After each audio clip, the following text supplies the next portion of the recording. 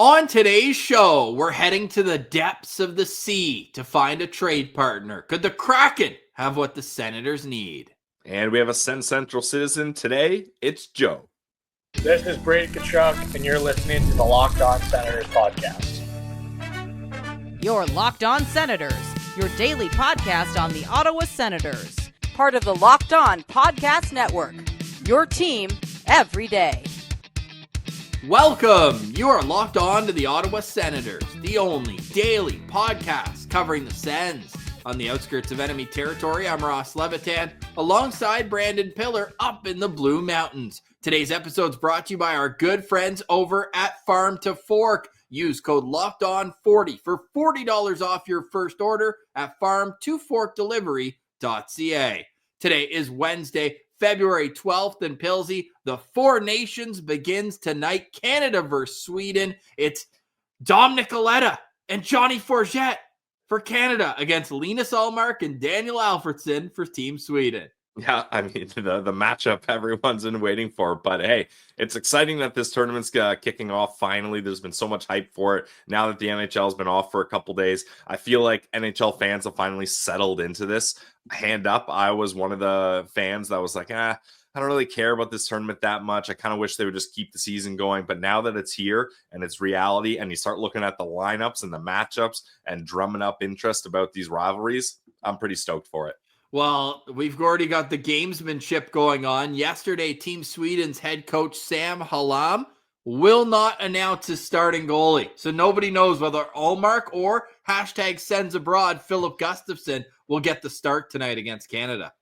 Who are you leaning towards? I think it's going to be Gustafsson, just because he's had more of a rhythm to play. Yeah, I mean, Ullmark's the guy, though. He's older, more experienced. He's represented Sweden. I mean, so is Gus, World Juniors. Yep. But, I mean, how do you not go Linus Ullmark game one? He's your better goalie. I think you're thinking, hey, he's only just come back and played 2 games after missing how much time? So maybe you're like, let's get the guy that's in mid-season form here rather than the guy that's just coming back. I don't know. Yeah, we'll see tonight. That's interesting that Team Sweden won't announce their goalie. Canada did. It's Jordan Binnington. So interesting little note there, and it affects the Ottawa Senators. Speaking of affecting the Ottawa Senators, obviously we'll be following along the Four Nations tonight at SensCentral on Twitter, but it is trade season. There was a flurry of trades before the Four Nations, and you know that even though it's a break, all the managers, even the ones that are at the tournament, the ones who are at home, they're all thinking of how they can improve their team. The only problem for teams like Ottawa and the ones who are in the mix is that there's so many teams in the mix that there haven't been too many teams that are saying, okay, hand up, we're selling, we're not in it this year. One team, though, that has said that is the Seattle Kraken, and I think the Senators could really benefit from a few of their players. Is there anyone that stands out right off the bat to you on the Kraken that Ottawa should be calling about? There's one player, Ross. And look, we always talk about it. The missing piece to this top 6 is a goal-scoring winger for Tim Stützle. The Seattle Kraken, they've got one of those.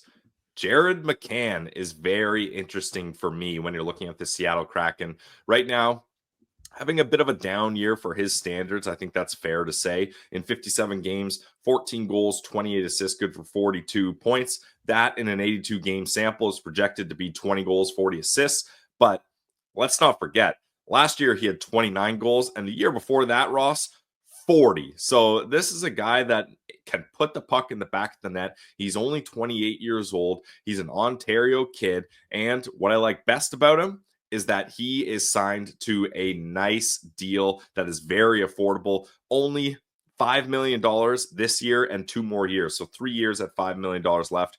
That's the type of guy that if he's going to be your 5th or 6th forward, that's a contract and a cap percentage that makes a lot of sense for the Ottawa Senators. And he's fallen out of favor in Seattle. Their latest line combinations, he's 3rd line left wing. He leads the team in points. On the 3rd line, they've got Ellie Tolvanen and Jaden Schwartz ahead of him at left wing. And another thing I love about Jared McCann is that he's a natural center that plays on the wing. So that means if you get into a situation where, God forbid, Josh Norris and Shane Pinto get hurt, you could slide somebody into the middle of the ice like Jared McCann and not miss a beat. as a second line center. So I'm all in. The only problem is, Pilsy, what's the price? Because we've been pretty vocal on this show that the first round pick for the Ottawa Senators should either be given to the National Hockey League and just you get rid of that stupid punishment, or you need to build the prospect pool up. Would this be a trade opportunity that you'd be willing to rethink that? Because you got to think a first round pick is a part of the ask for Seattle. And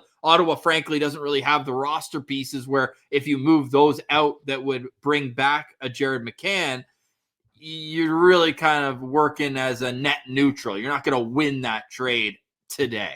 Yeah, I agree. And that's where this is difficult, but that's where I find that this is one of those big splash trades that could actually work. The only thing is, Ross, is you're probably going to have to outbid other teams because other teams are looking at that cap hit and are like, this is very, very attractive for us to try to pick a guy up like this, get him back to that 40-goal season we know he's still got in him.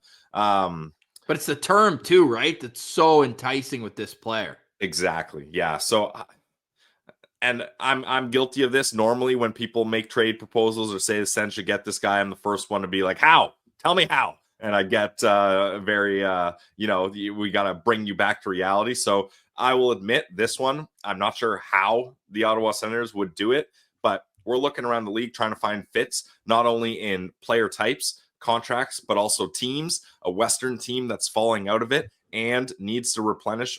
I shouldn't even say plenish their prospect pool, as Seattle's only been a team for a couple of years now. So their prospect pool, I wouldn't say is weak, but you want to add as much as you can to a new team's prospect pool. But I really don't know how you do it. Like you would have to include one of Stephen Halliday or Blake Montgomery, like at the very least. You'd also, and we are going to do our top 10 Sens prospects over the next 2 days here on the show. So we'll have an idea of where we think the prospect pool is going into the trade deadline. So I think that'll be a good exercise to do. I think Anton Forsberg would have to be in this trade too. Well, expiring deal just to make the money work, because the Seattle Kraken have already buried Philip Grubauer's money in the minors. So that's not an issue. And don't even think about trying to get Philip Grubauer as a cap dump. No chance. 4.75 for the next 2 years after this. But they've got an opportunity here where they've got an AHL guy up who can be cleared right away. And Joey Decord's extension doesn't kick in till next year. They've only got $1.2 million paying to Joey Decord this year. So they could theoretically add Anton Forsberg, expiring deal, and make the money work that way. Oh, definitely. I mean, this is a team, Ross, according to Puckpedia, that has $4.555 million in current cap space. So, but the thing is, I don't think moving Anton Forsberg, if we're talking shell trade value here, that doesn't add value to the Ottawa Senators trade package. It takes away, and you're probably going to have to pay more draft capital or more prospects to move him. I know he's on an expiring deal, but still, I don't think the Seattle Kraken are sitting there being like, oh, gee, thanks for Anton Forsberg. This really helps us. No, he would get, but Jared McCann's the type of player with 2 years left on his deal after this one, $5 million cap, making even less in real money, where I'd give multiple picks. Like, I just think he would boost the top six. And Sens don't have lots of picks to give. Like you're throwing a first in, so the Ottawa Senators won't have a first round pick until 2027. I mean, you're going to have to if that's the move you're making. And I'm not saying I'm against it. I'm just saying for a team that finished 27th in Scott Wheeler's team prospect pools in the Athletic, giving away 2 first round picks is not easy to do. So it's tough. But at what point, Ross, all the top teams have done it. You look at when the Pittsburgh Penguins were on their run, they had one of the worst prospect pools ever. But that's the cost of winning. You got to trade those futures for nows. You got to trade those green bananas for yellow bananas, as Jeff Merrick likes to say. And there's other teams like Tampa, Boston, like when those teams were making their playoff runs and making the playoffs every year, they didn't give a damn about what their prospect pool is like because they're here to win now. And eventually the Ottawa Senators have to do that. But the issue is, Ross, management did it. They did it, but they didn't do it successfully. They did short-term all-in pushes. But they did it with guys on expiring deals. I know Chychrun had the extra year that, or 2 extra years really, from when they signed him. But still, it was the same as McCann. McCann's got 2 years, but he's a UFA after, and he's something. Yeah, I guess it would kind of be similar to the Chychrun trade then. Yeah.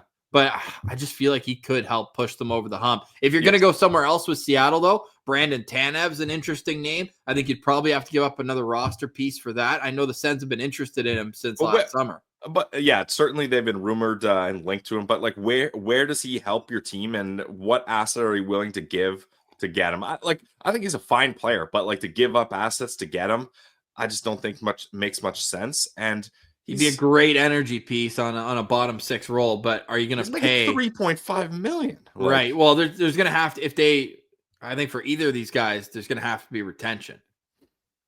But then that drives the price up even more. They can have all my picks. I really want the Sens to make playoffs this year, Pilsy. No, I'm with you. But like Brandon Tanev for me is not a guy I'm like, that's it. Now we're making playoffs. We're feeling good about ourselves. Like he doesn't. I feel like you can find his type of player for a 4th round pick. You can trade a 4th round pick, and they can be making less than $2 million for sure. So for me, I'm kind of out on Brandon Tanev, respectfully. Yeah, okay. Well, let us know in the comments what you think about the Seattle Kraken as a potential trade partner. Another name that's been on trade bait boards is Jamie Oleksiak, where obviously Tyler Clevin, you hope develops into a Jamie Oleksiak, but if you could have Jamie Oleksiak today instead of Jamie Oleksiak of tomorrow, is that something that you think of for another opportunity to make a trade with the Seattle Kraken? Jamie Oleksiak has another year left at 4.6. That sounds awfully scary. Ross, that's a Chikrin trade. Yeah, I like the player, but like he's going to be a 3rd pair defenseman. I don't think it makes sense to acquire him, pay what you're going to have to pay him the money and cap you're going to have to pay for him to be a 3rd pair defenseman, which is the issue we ran into with Chikrin. All I'm saying is watch the Seattle Kraken as a potential trade partner for the Ottawa Senators going forward. Let us know in the comments if there's guys we didn't mention, and don't say Joey Daccord. You're going to make me cry if you say Joey Daccord, obviously with his extension and the way he's established himself as like basically one of the only untouchables in the lineup to get going. So I just think there's a trade here. I'm gonna say there will be, Pilsy. I'm not afraid to say it. The Sens and Kraken will make a trade before the deadline. So let us know who you want and what you give and what you give for any of their players, as they are one of the few teams that has indicated that they will be selling ahead of the NHL trade deadline, which is sneaking up quick, Pilsy. We're less than a month away from the NHL trade deadline. It'll be 3 weeks away from this Friday. On the other side, we got a SensCentral Citizen, and we will wrap up today's show with a story. We got another mailbag question after the show ended yesterday, asking about how the heck we got here. So we'll have that conversation at the end of today's show. You're listening to Locked On Senators, your team every day. Today's episode is brought to you by our friends over at Factor. Looking to optimize your nutrition this year? Factor makes eating well easy with chef-prepared, dietitian-approved meals that are fresh, never frozen, and ready to heat and eat in just 2 minutes. Just 2 minutes. With over 40 options across 8 dietary preferences every week, you can customize your meals to fit your lifestyle, whether it's Calorie Smart, Protein Plus, keto, and more. Plus, Factor even offers wholesome smoothies, breakfast, grab-and-go snacks to keep you fueled all day long. I love how Factor takes the stress out of meal planning. I hate that 3 p.m., 4 p.m. text with your partner when you're like, wait, what are we doing for dinner? What meal did we plan for today? You didn't pull anything out of the freezer. Don't worry about that with Factor. Eat smart with Factor. Get started at factormeals.com/LockedOnNHL50 off and use code LockedOnNHL50 off to get 50% off your first box plus free shipping. That's code LockedOnNHL50 off at factormeals.com/LockedOnNHL50 off to get 50% off free on your first box at Factor. Today's episode is also brought to you by Farm to Fork Delivery. Who's back of the week? It's Farm to Fork, our very good friends. We've been in a great relationship with Derek and the whole crew at Farm to Fork for quite some time, and we are very thrilled to welcome them back to Locked On Senators. So what is Farm to Fork? And that's the number 2. Number 1 in premium meats. They're locally farmed meats delivered straight to your door. And I got some exciting news too. Farm to Fork makes it easy to get high quality steaks, air-chilled chicken, wild-caught seafood, and more, all with no antibiotics, hormones, or GMOs. Everything comes flash frozen and individually packaged for your convenience and sealing in all that freshness. Farm to fork meats are top notch. I always get the steaks, big steak guy. And the worst thing that you can ever do if you like to host is be like, all right, you're out, you're playing softball, whatever it is in the summer, and you're like, I got to get the boys over to have a meal. But what do we do for food? Well, at Farm to Fork, you can just pull it out of your freezer and bang, there you go. They've got all sorts of great specials on their website as well. How about the chicken breast chunks? 10 pounds of chicken breast chunks, perfect for stir fries and quick meals. So never worry about getting the grocery store meats. Don't do that. And get Farm to Fork. They're delivering all across Ontario and Western Quebec. The best part, delivery's free with a minimum order of $199. You don't even have to leave the house to get quality meats. And we got a special code for you. Use code LOCKEDON40 to get $40 off your first order at Farm to Fork. Visit farm2forkdelivery.ca. That's farm, number 2, forkdelivery.ca to start stocking up on the best meats around. That's code LOCKEDON40 for $40 off your first order at farm2forkdelivery.ca.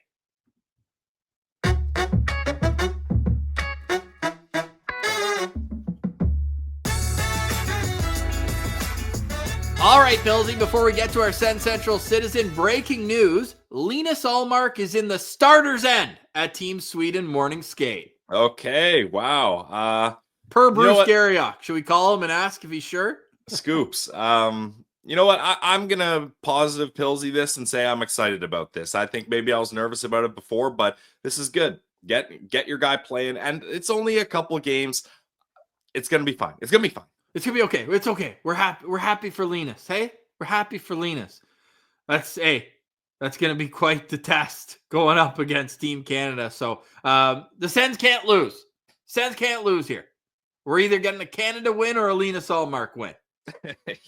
Yeah, I love it. Can't lose situation. All right, so let's get to our SensCentral Citizen. Here is Joe. All right, we now welcome on this week's SensCentral Citizen. We're heading just north of Gatineau where we find Joe. What's going on, man? Thanks for joining us today. What's up, boys? Thanks for having me. It's a pleasure to meet you. I was hyped all night, and it's kind of a weird feeling because I'm half starstruck because I've been watching you guys for like 2 years, and the other half is like just talking to my buddies. So, well, that's what we want the show to be, is just guys pulling up chairs and joining us at the local establishment, the Glebe Central Pub, and just having a few cold ones talking Sens hockey. So what's on your mind when you're thinking last night you want to jump on the show? What's the one thing that stood out to you from this year for the Ottawa Senators? Well, we're seeing a good growth, especially for defense, right? Defense is way better. Goal scoring's been an issue. But I like Travis Green's system. Seems to be working pretty good up till now. Seeing some maturity with the boys, less dumb penalties, even though our PK and PP are not the best right now. But I think they're struggling more in offense than I expected, but defense is way up there, way more, better than I expected. Now, we can get into the team a little more later, Joe, but we got to start this off with, how did you become a fan of the Ottawa Senators? Yeah, well, I unfortunately remember watching the Canadiens with my dad. I was born in 86. So probably when I was 5 in 91, I have fond memories of watching Montreal Canadiens. And in 1992, I got this gift from the Senators. Okay. And it says, "To Joe from the Senators, 1992. And I was hooked. This is my team now. And the kind of things you get told as a child and you never question again. It wasn't until I was about 30 years old, my uncle comes up to me and he says, "Yeah, you still have that trophy?" I was like, yeah, me and your dad got that made for you. I was like, what? So the team didn't give it to you? There's a sticker. It says trophies and things. And wouldn't you know, I didn't get it from the Senators. Well, it worked. So, hey, you're the Senators owe your dad and your uncle a check for that. Exactly. Well, it's they ever made. Never look back. So that's a great point because you're watching the Habs in 91. The Sens come in 92. The Habs won the Stanley Cup that year. So there wasn't a part of you that's like, oh, maybe I'll go back. I think the Sens won 10 games that season. I can't remember ever thinking about going back. I love it. No. I love it. Do it. So who were the first, you're obviously really young back then. Who were the first Senators that really caught your attention and was like, oh, I want to be just like him on the outdoor rink? Well, Alfie was the first one. I can't remember. The first year, I remember going with a skate with the boys. It was a couple of years after they came, but I skated with Cunning Work was there, Alfie was there, Radek Bonk, and Lance Pitlick. So I remember skating. I have pictures with those four guys. Lance Pitlick's my first ever Sens jersey, by the way. There you go. Yeah. So, I think it's like a kid's extra small. I don't think it's I a could. small one. I think Lily could squeeze into it right now. the only thing I can't say, it's definitely not Yashin. Yeah. Okay. So you had some beef with Yashin back then, hey? Big NAC guy. Well, when he boycotted the team, yeah, for a year, and he came back, he was looking for a place to stay, and he bought my aunt's penthouse. Oh. Yeah. So it's a really nice place. I can't even imagine the price he paid. But as part of the deal, my aunt asked him, can you give me a stick sign for my nephews? And he said, no. If it brings me a stick, I'll sign it, but I'm not giving up my stick. Wow. That kind of checks out with the person Yashin seemed to be, at least at that time. At the time. And now he's a Vegas fan. He keeps posting on his Instagram the score for the Knights games. It's like, come on. What? Come on. He hopped on the Vegas bandwagon? Yeah. That's hilarious. That's tough. Joe, you mentioned that you're in the Gatineau area. I don't know if you were born and raised in that area, but did you get to a lot of Sens games as a kid at the CTC and maybe even earlier than the CTC? My first game was at the Forum in Montreal. And versus Ottawa, but I've been going at least once a year. I was at usually it's the home opener. I was there for the 7-5 versus Boston 2 years ago. I was there last year, which I can't remember. They beat Philly 5-2, couple Chikrin power play goals. Yep. And I was there this year for the 1-0 loss versus Washington recently. Oh no, you like goalies? That was a good goaltending duel. Defense? Awesome, but there's a lot of Ovi fans in the crowd. You got a good cheer when he scored that goal. Yeah, and that was tough because we're seeing it all over the league. Like, you're watching history, so I understand that. But like, to tie the game with less than 10 minutes left, you can't be cheering that. But it is. I mean, it's something that I don't think anyone ever thought was going to be broken. 894 goals. He's getting there. If he wouldn't have been injured this year, he probably would have done it. The Caps don't play the Senators again this year, right? Once. Oh, no. Once more. When?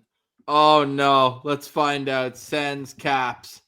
Well, March 3rd. I think that's too soon. That's too soon. Okay, good. Whew. I'm pretty sure FanDuel has when they're going to break. Yeah, you when can he's pick gonna the break game. record. Yeah. That's wild. You think he gets it this year, Joe? unless they go to maybe the fourth round to the finals, maybe there's a chance. Well, no, the playoff goals won't regular count. season. Yeah, it's got to be. So with that, like I've seen some conspiracy theorists online saying they hope Ottawa plays Washington because they don't think Ovechkin's going to try in the playoffs. So he's going to save his goals for the regular season. Or if he gets it, he might just retire. Like I always say, I have this vision of him scoring that goal and just going right to the Zamboni door, calls it quits, back to Russia. Yeah, he does the hot stick, but leaves it on the ice. Like he did it when he hit 60 goals for the first time. Yeah. Hey, Joe, to bring it back to the Sens, talking about goal scoring and points, we had a question yesterday in our mailbag from Sens fan in QC. So we're sticking in Quebec for this one. What happens first? 60 points for Jake Sanderson or 100 points for Tim Stützle in a single season? It's got to be the German. Yeah, you think so? It's German. And I want to see a Sens hit 100 points. It's been a while.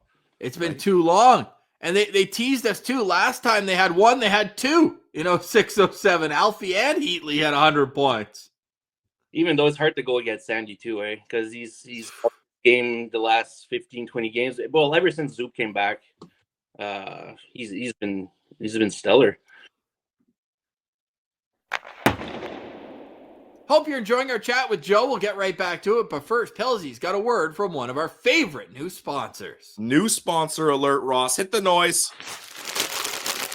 Oh, that's a different one. And if you're listening on YouTube or listening and not watching on YouTube, Ross is holding up 2 bags of wonderful pistachios. This is our new sponsor. Are you looking for a snack that's both delicious and nutritious? Ross has cracked into that bag, crack into a good source of protein with wonderful pistachios. I just spilled them everywhere. Well, they're so good, Ross. You're going to want to pick up every single one of those. Wonderful Pistachios is one of the highest protein nuts. Did you know that?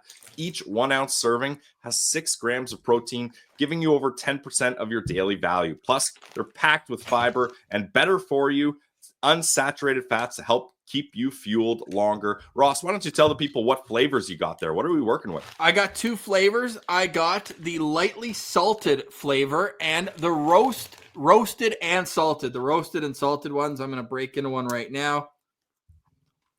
And who says you shouldn't play with your food too? Cracking these shells is just an experience in and of itself. Or Ross, I also love the no shells variety. If you just want to grab and go and snack away, they're already cracked for you, and you can get your pistachios your way. So get snacking and get cracking with the snack that packs a protein punch. Visit wonderfulpistachios.com to learn more. So delicious. I love pistachios. All right, back to our interview. Here is Joe. Yeah. Is there anyone you'd like to, do you think the defense needs to add another player at the trade deadline, or are you comfortable with what they have right now? Yeah, you have to add. Add. What's more important to add, a defenseman or a forward? Both. He needs some depth because we've been exposed last 3 games, right?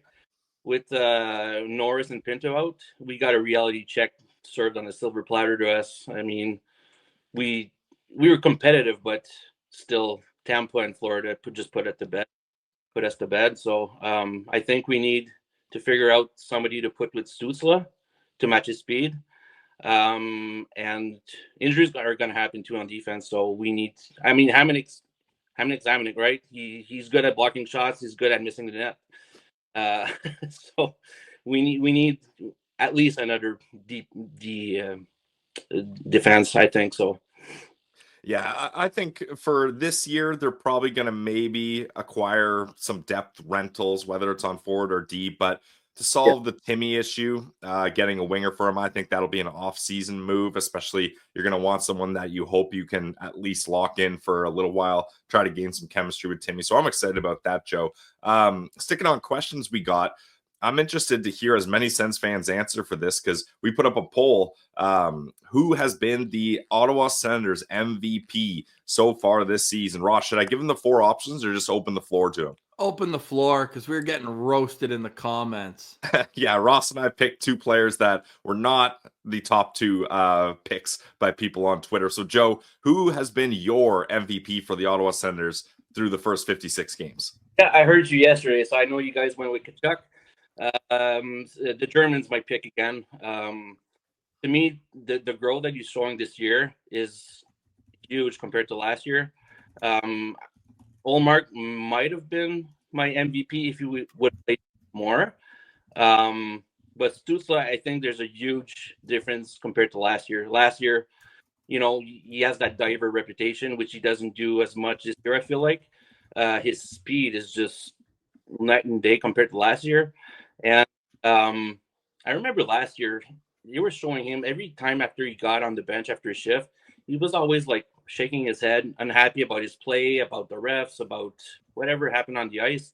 And I just think we're not seeing that as much this year. So I think his attitude has changed, which is better for, I don't know, team's morale and just the what you project on the bench, right?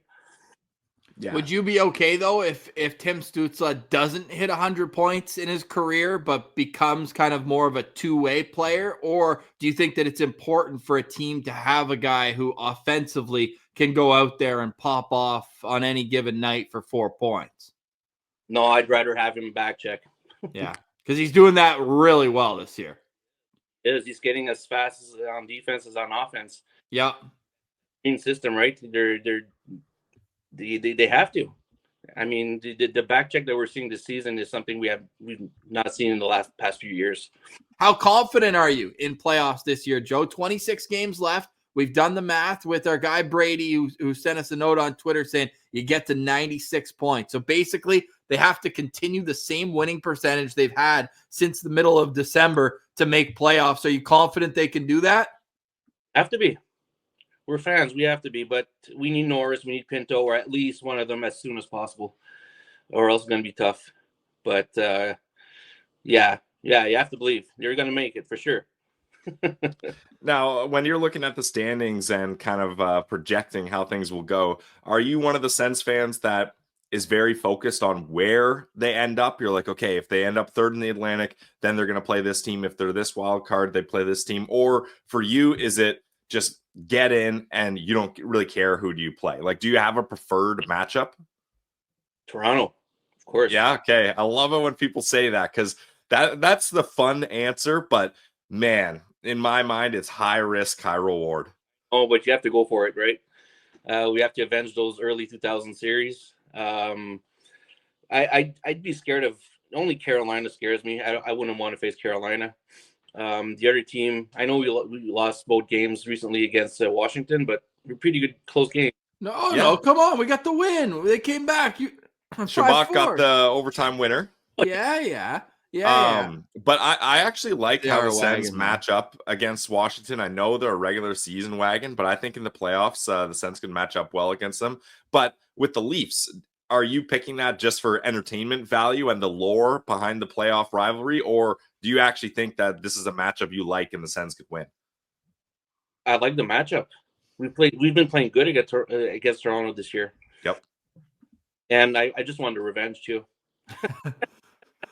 It is high risk though, because if it doesn't go your way, all of a sudden the first round jokes that the Sens have in that you can use against the Leafs, like, like since Austin Matthews and Mitch Marner and William Nylander, Ottawa's won more playoff series than the Leafs, and we haven't made it in 7 years. Like, we got zip tied over our mouth if we lose that series forever. Ross, the amount of bookmark tweets that you're going to get thrown at you over the years by Leafs fans is going to be insane if that doesn't go the Sens' way. We don't think about that, boys. No, exactly. That's bad energy. Hey, you're the one who's 99% nervous for 4 games of a 4 Nations. Let me be nervous, man. Oh, I love it. Hey, the poll just ended. Your top spot, 45% had Tim Stützle as the Senators MVP this year. Are you planning to get out to any more games this year, Joe? Well, they do play 8 of 9 of their last 9 at home. Yep. It'll probably be in the thick of things, and I gotta go. I gotta go and then the CDC. How far is it door to door for you to get from where you're living to the rink? Maybe 2 hours. Okay. That's so each way. So that's a 4-hour commute. Yeah. Okay, nice, man. And you still get out to a few a year. I love that. Have you noticed a difference at all in Quebec with the new ownership? I know they're trying to kind of extend a welcoming arm to everybody on that side of the river. Have you noticed anything substantial yet? Maybe a little more of merch in like stores, but not that much, honestly. It was mostly, of course, Toronto and Montreal. The merch that you see in stores, maybe a little more Sens stuff, but still, the fans around here are mostly Toronto or Montreal. You know how you fix that? You win a couple playoff series. Exactly. You give us or do what your uncle and dad did. Make your own merch, start putting it out there, giving it to your family and friends. Well, come on, Joe, you got to pull your weight here. On sale soon. No, speaking of, go ahead, Ross. At all depanneurs, province wide. grab your case of beer and your Sens trophy, and away you go. Hey, that's Perfect. what we need. We need a partnership with a couple beer companies. You know, they put the t-shirts and whatever in there. Just Sens merch. That's all we need in there. Now, do you have a lot or any Sens fans in your circle of family and friends? Or are you a lone wolf? Closer to a lone wolf. Okay. Montreal or Toronto fans. Fortunately, I have my neighbors, good Sens fans, so we do get together, watch some games. Nice. But most of my friends either don't watch hockey or cheer for the Devil. Oh, well, thank goodness you got Not away the from Devils, that. you mean the Habs. Yeah, even worse. Final question from me, Joe. Really appreciate you doing this. So you're confident that the Sens can make playoffs. Which player or players are most important to perform in the final 26 games if Ottawa is going to get over the hump? Olmar's has got to be on top of his game. We need Sanderson, as he's been the same Sanderson that we've seen for the last 15, 20 games. We need that pillar in defense. We've got Shabbat and Jensen they've been doing their job too. And I don't know, the first two lines, they just need to score a little more than they've been doing recently, but they all broke their slumps. So let's get it rolling. Final question for me is I'm going to open this one up to you, Joe. You mentioned you were thinking about coming on last night. You've got a Sens sweater on. You got a prop ready. So I got to think you had lots of things ready you want to talk about. Is there anything we missed that we didn't get to, a story you wanted to share, or questions you had for us? I do have a little bit of a stupid story, but a little family tie with another Sens player. My cousin back in the days used to date Radek Bonk for a few weeks and I don't know any Radek Bonk in her family. He's called Erotic Bonk. Bonk. Bonk. Yeah, exactly. Fits in there. That's a great story. So to go back to that then, with 26 games left, you said that Linus Ullmark's the number one guy who has to perform. There's only 3 sets of back-to-backs in there. Out of the 26 games, how many should Linus Ullmark play? At least 18. Okay. So you're right. I like that. Oh, you like that? 18 out of 26 is not crazy. You can get other goalies playing on the back-to-backs. I was worried he was going to say somewhere in the 20s. So 18 I can handle. I thought you would have said 13. Just split them like minor hockey. No, get out of here with that. Awesome. Well, hey, Joe, we appreciate you jumping on, man. This was a great Citizen segment. Lots of laughs, and we love your passion over north of Gatineau. So we appreciate you coming on, man. Hopefully we'll see you at the CTC in the playoffs. How about that? Sounds great, boys. Thanks for having me,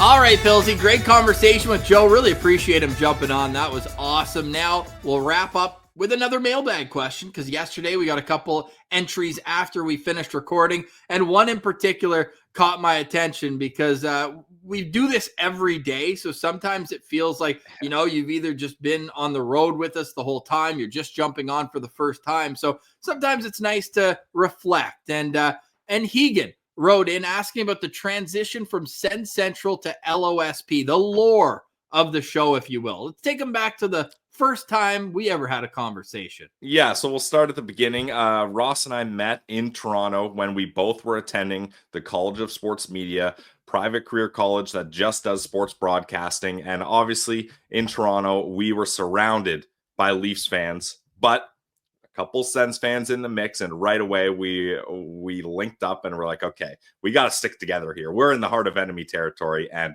I believe, Ross, our first in-depth conversation was walking on King Street, and we were talking about the Mika Zibanejad trade. We certainly were. And if people know Toronto, it was right by the St. Lawrence Market right there. And I was like, man, this isn't going to work out.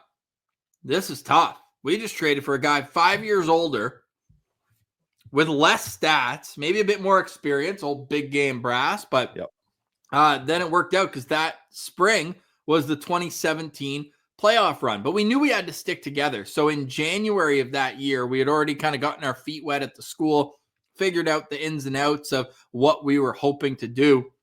We said, let's get a little more time. Let's stay after class. Let's be grade A students, right? We're already here. We're paying for the experience, but the facilities are available to us at any time. So there were 4 of us who were Sens fans there. Shout out Jeremy Houston and Chris Parliament, who were the OG members with us of Sens Central. And just once a week, twice a week, we would jump in the radio studio and just pump out SoundCloud podcasts. And I think we got 5 to 10 listens on each one. We're big podcast fans ourselves. And at that point, Chicklets had just started. Pardon My Take was always doing these interviews that made you feel a connection with the player. They were very loose. It just felt like guys hanging out around a campfire or whatnot. And we're like, I feel like that's what we got to do. So I start reaching out to anybody and everybody. Would you come on the show?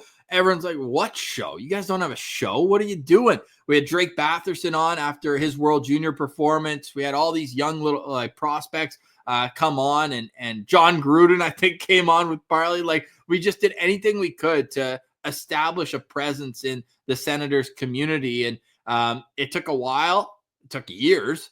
But then we both worked at TSN, so we started using that studio afterwards. And finally, we bought some microphones to do it from home. At that point, it was still once a week. Whenever news would happen, we'd just be like, all right, let's just hop on. It was Making Sense of the Sens, we called it. Powered by SensCentral. Yeah, our first sponsor was just having a Twitter account, basically. But then the opportunity came up when I was working at TSN radio. I'm sure people know him. He's been a guest on the show. Mike DiStefano, better known as Al's brother from Overdrive. He does Locked On Maple Leafs, and they had just launched the NHL channel at the start of 2019 season. And so we said, look, like if you got a Sens role, like let's do this. And obviously it was a big commitment going from once a week to 5 times a week. But I don't know if we really fulfilled 5 times a week. It took us a while to get into the swing of doing 5 times a week. But yeah, that was our intro, was Mikey telling us, hey, look, they've got an open spot for Locked On Senators, and you guys should send in an audition tape. So we recorded another episode of the final episode, little did we know, Ross, of Making Sense of the Sens, sent it in, and they seemed to like what they heard. And November 2019 was the beginning of the Locked On Senators podcast. Yeah, and funny enough, it's a US-based company, the Locked On Network, but the channel manager for the NHL is Sean Woodley, who does Locked On Toronto Raptors. So he's a Canadian guy, so we were able to kind of, get along with him right off the bat, and everything kind of worked out really well. Oh yeah, and then a pandemic came, and the Sens didn't play for 310 days. Would have been easy to just say, let's wait, let's see what happens, yada, yada, yada. Instead, we said, let's give more. Let's do more, because all the mainstream media was kind of sleeping, right? And rightfully so. They were already established and there wasn't a whole lot to talk about, but we made content out of whatever we could. We had the most ridiculous segments. Outstanding Outside of Ottawa was a full episode. Players who played for the Sens but did better elsewhere. Like, we just knew that people, ourselves included, wanted that camaraderie when a lot of people were stuck at home in different situations. And we did 6 shows a week, almost the entirety of those 310 days without Sens hockey. And from then it was about establishing relationships with different or recurring guests, really diving into that 2020 draft, which for me, and I won't speak for you, Pilsy, but I'd imagine it's the same, made us fall in love with the draft. And that's been a huge part of the show ever since. And we've just kind of taken the bull and ridden it all the way to where we're at today, which is still 0 playoff games in our career. Yeah, and I mean, that was interesting that the pandemic happened so early to us, Ross, because that was a challenge. And we really had to reinvent ourselves. Like before, we were just kind of game day preview. Yeah, shooting recap. The breeze, talking about what's happened. And this, we had to get creative. And we talked about it. We said, this is going to be the biggest draft of arguably Sens franchise history. We got nothing to do, and it was. We got nothing to do but cover it.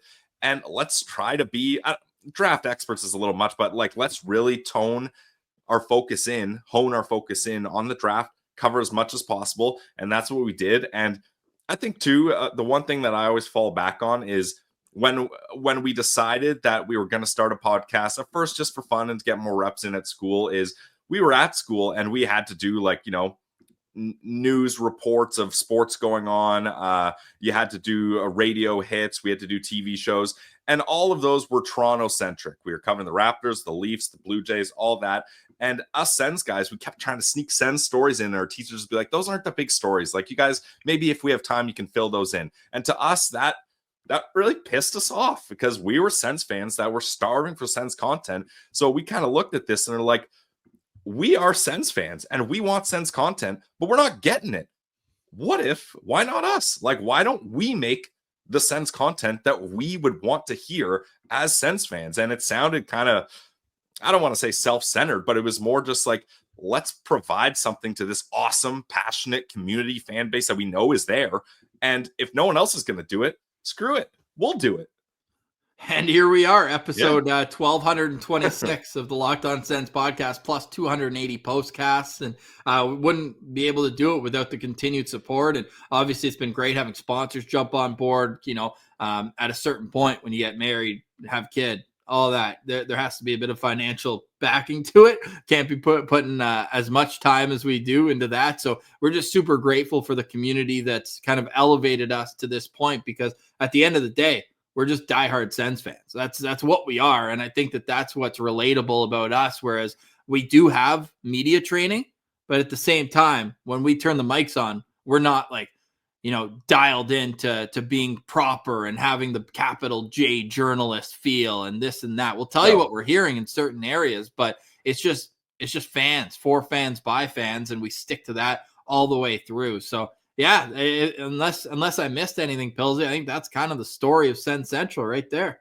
No, yeah, that's basically it. And you know, we've I just can't believe that the catalog of our playoff 2017 episodes evaporated. Yeah, I don't know where they went.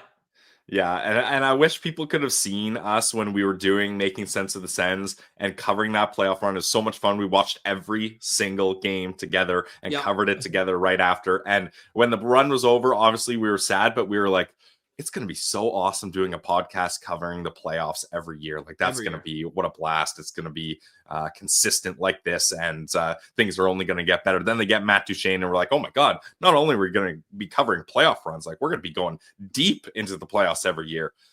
Yeah, that didn't happen that way. But like I said, Ross, the shortcomings of the Ottawa Senators has actually been good for us. It's challenged us to get creative, find different ways to get fans involved, be interesting even throughout lots of negativity, and we're coming out the other side this season. I feel it. Yeah, really feel that way for sure. We've covered ownership changes. We've covered it all. It feels like in the years that we've been doing this, 5+ now with Locked On, and 7 overall, the matching of the Senators playoff drought. Pillsy, final thoughts from me. We've got a Big J journalist off right now. Chris Johnston's reporting that Philip Gustafson's in the starters end at morning skate. I'm sure Bruce loves that. Well, Dan Rosen of NHL.com said Allmark as well. So I double sourced that here on LOSP. Maybe that's Team Sweden pulling a little trickery. Putting maybe they don't know. Samuel Ersson, maybe? Yeah, right. Get Forsey in there. Yeah, let's do it. He loves when there's a lot of shots. There's going to be a lot of shots up against Canada. Although, Ross, we talked about it. That decor for Sweden is nothing to look down on. Like, that is a solid decor. Yeah, no doubt. It's going to be a great game tonight. We'll recap it tomorrow. And as I mentioned, we will begin our top 10 Senators prospect countdown. We'll look back at what we had the list in the summer, and then we will check our own list and update it twice. We'll get some thoughts from David Foote, who's down in Belleville, and other people from around the scouting world, and get you our new top 10 Senators prospects midway through the 2024-25 season. For today, we say goodbye. For Brandon Piller, I'm Ross Levitan. This has been another edition of the Locked On Senators podcast, your team every day.